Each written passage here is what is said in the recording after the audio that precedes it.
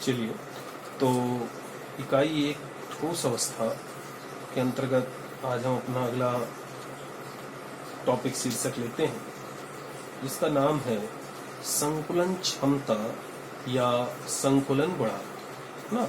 तो बहुत ही सिंपल सी चीज है, किसी कोशिका के कुल आयतन का वह भाग जो रचक कणों द्वारा घिरा होता है संकुलन क्षमता कहलाता है। मतलब कोई भी क्रिस्टल है, उसका जो टोटल उसके द्वारा घेरा जाने वाला स्थान है, उसमें से जितना भाग उसके रचक कण मतलब उसको बनाने वाले कण घेर के रखेंगे, वही उसकी संकुलन क्षमता होगी। इसको हम इस तरह से भी कह सकते हैं कि किसी इकाई कोशिका में उपस्थित परमाणुओं के कुल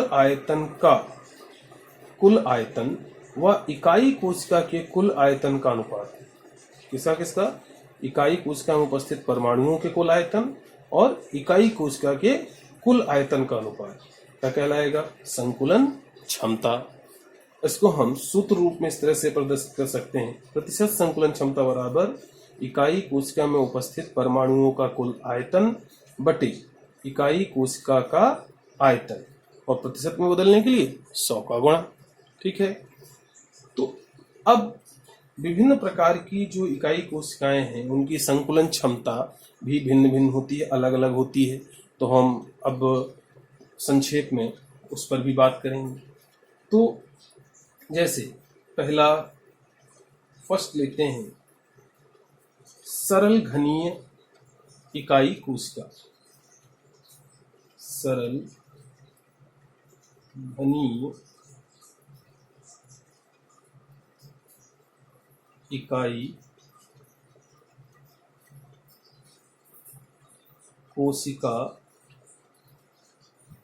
के लिए, सरल घनीय इकाई कोशिका के लिए हम बात करते हैं। तो बहुत सिंपल है, सरल घनीय इकाई कोशिका में परमाणुओं की संख्या कितनी होती है? 1। तो इसके लिए प्रतिशत संकुलन क्षमता ये क्या हो जाएगी? क्योंकि इसकी इकाई कोशिका में परमाणुओं की संख्या कितनी होती है? 1 होती है। इसलिए हम सिंपली लिखेंगे, एक परमाणु का आयतन, एक परमाणु का आयतन बटे घनीय इकाई कोशिका का आयतन। घनीय इकाई कोशिका का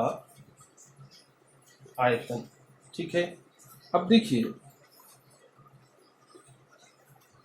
एक और प्रतिशत में बदलने के लिए साथ में हम यहाँ क्या करेंगे?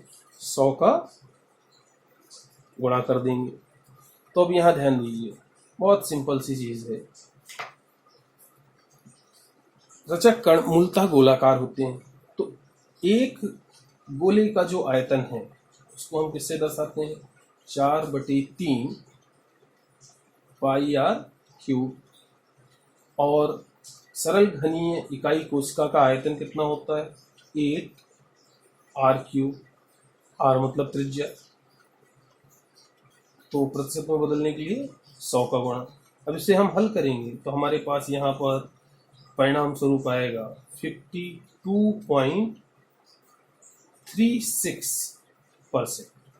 ठीक है, इसका मतलब क्या है कि सरल घनीय इकाई कोशिका यदि है तो 52.36% भाग रचक कणों के द्वारा घिरा होगा। इसका एक अर्थ और आप कह सकते हैं, क्या कह सकते हैं कि इसका जो है, जो बाकी शेष भाग है वो रिक्त होगा। अतः रिक्त स्थान, यहाँ पर रिक्त स्थान कितना होगा? 47.6%।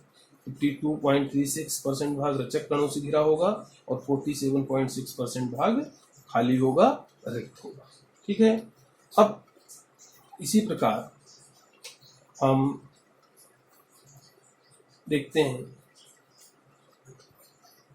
फलक केंद्रित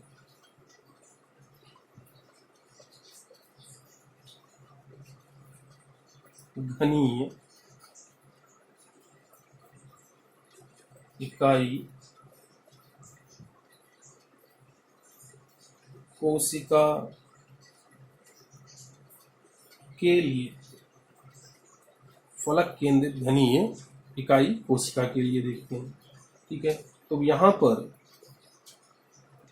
संकुलन क्षमता प्रतिशत, संकुलन क्षमता क्या हो जाएगी? फलक केंद्रित घनीय इकाई कोशिका में परमाणु की संख्या कितनी होती है? 4। तो हम इसको क्या लिखेंगे? इकाई कोशिका में 4 गोलों द्वारा घेरा गया आयतन। इकाई कोशिका के 4 गोलों द्वारा घेरा गया आयतन बटे इकाई कोशिका का कुल आयतन। इकाई कोशिका का कुल आयतन, और प्रतिशत में बदलने के लिए 100 का गुणा। ठीक है, अब बस इसे हमें हल कर देना है। तो देखिए यहां पर भी एक कण के लिए एक परमाणु का आयतन कितना होता है? 4/3 पाई आर क्यूब। अब यहाँ कितने हैं? 4। सिंपल सी बात है, 4 का गुणा हो जाएगा। तो यहाँ पर हम इसको लिख सकते हैं 16/3 पाई आर क्यूब बटे, और इसी तरह से इकाई कोशिका का आयतन, घनी इकाई कोशिका का आयतन कितना होता है? फलक केंद्रित घनी इकाई कोशिका का आयतन होता है 16/√2 आर क्यूब, और प्रतिशत में बदलने के लिए 100 का गुणा। तो इसे जब हम हल करेंगे तो हमारे पास यहाँ पर परिणाम आएगा 74%। इसका अर्थ क्या हुआ कि फलक केंद्रित घनी इकाई कोशिका में 74% भाग रचक कण घेर के रखते हैं, और शेष भाग क्या होगा? रिक्त होगा। तो हम कह सकते हैं अतः रिक्त स्थान यहाँ पर कितना होगा? 26%। अब इसी प्रकार तीसरे प्रकार के लिए भी बात कर लेते हैं। तीसरा क्या है? अंतः, 3 प्रकार के घन होते हैं। तीसरे प्रकार के घन के लिए अंतः केंद्रित घनीय इकाई कोशिका के लिए। ठीक है, तो अंतः केंद्रित घनी इकाई कोशिका के लिए यदि आप संकुलन क्षमता लिखते हैं तो संकुलन क्षमता क्या हो जाएगी?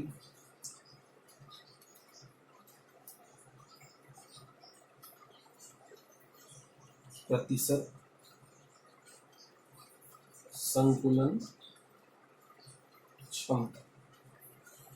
अंतः केंद्रित घनी इकाई कोशिका में परमाणुओं की संख्या कितनी होती है? 2।